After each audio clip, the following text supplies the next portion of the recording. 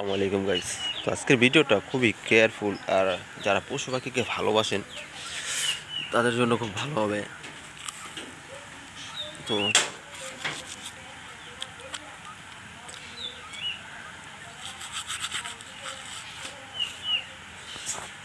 তো গাইস, এগুলো হলো আমার এই দেশি মুরগি বাচ্চা আছে, এখানে আছে চীনা হাঁস, টার্কি, ওইটা চীনা হাঁস। তো এই হাঁসটা আমি এই আরও 10 দিন আগে নিয়েছি। তো আনার পর হাঁসটা কোনো খাওয়া দাওয়া নাই, আর চুনা আগে আগে, এমনকি সাথে এই সবুজ কালার লাগছে, পাতলা পাতলা একদম। তো আগার পরে তো চিন্তা করলাম জবাই করে খাইয়ে ফেলবো, কোনো আদার খায় না, ওই দেখে নিচে কাট হয়ে গেছে। তো একটা চিন্তা করলাম পাতলা আগে, তো অবশ্যই আমাশা হতে পারে, অথবা এটাকে রানীক্ষেত রোগ বলা হয়। রানীক্ষেত হয়ে গেছে, রানীক্ষেত হয়ে গেলে জানেন তো সাধারণত কোনো কিছু বাঁচে না।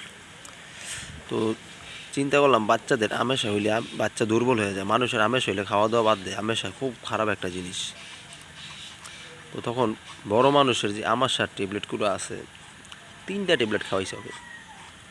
3টা ট্যাবলেট খাওয়ানোর পরে আলহামদুলিল্লাহ মাশাআল্লাহ, তো আমি ফলাফল পাইছি, 100% কাজ করছে।